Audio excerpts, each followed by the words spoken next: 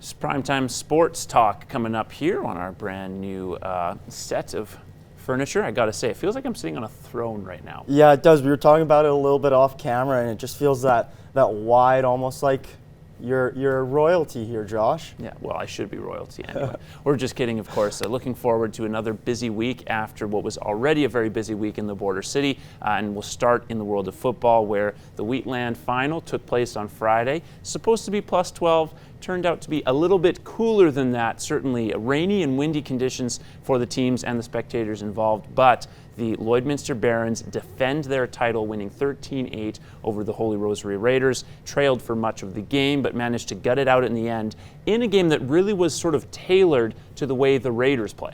For sure, with that weather, just trying to run the ball and pound it down the other team's throat, that, it typically would work out for the Raiders, but as we see, the Barons sort of stepped up at the end there.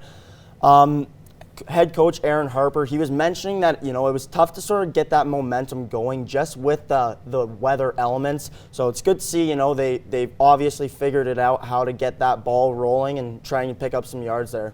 And obviously, Anton Amandroud being able to run the ball made a big difference for them, running touchdown, and also just providing a different look for when he can't connect with his receivers when the weather's bad. For sure, just that being that dual threat quarterback, it opens up so many more options. A lot of teams in the high school league, you don't see their, whether their quarterback isn't, quite up to the throwing par, or maybe, he's not as mobile, more of a pocket passer. But when you have one like Anton Amandroud, you can really take advantage of that in sort of all situations. He can play.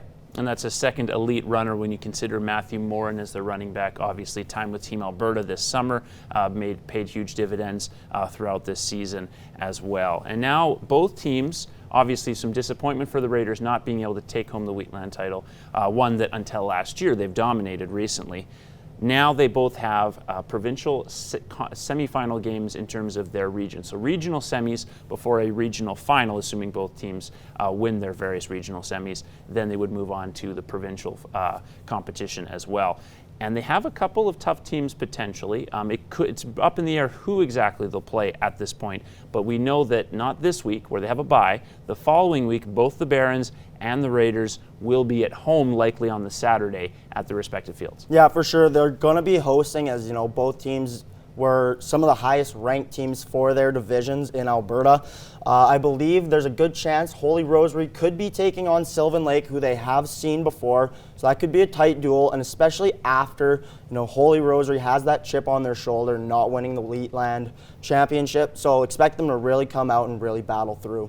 And then, of course, they hope to meet Cochrane High in the final down the road, a team that they've lost to repeatedly over the last few years. The Barons, meanwhile, could probably face St. Joe's at some point over the next couple of games, a team they're also familiar with. And having this bye this weekend, that does give them a bit of a breather, which is nice considering how tough their last game was. For sure. Their last couple of games have been really just grinding it out play, and especially with the weather on Friday night, they had to, maybe grind it out even more than they were sort of hoping to do. So this bye week gives them some time to heal up from injuries, but as well just game plan for that regional semifinals. And of course, it's not bad to have a little bit of practice with bad weather heading into that. And of course, do you think we'll have two teams playing in a provincial finals, or do you think there's a chance someone upsets them? I don't know. Just looking at these teams and the situations, the Barons are going to be rolling with that momentum. Meanwhile, like I said, Holy Rosary has that chip. So, that could push both teams to that limit.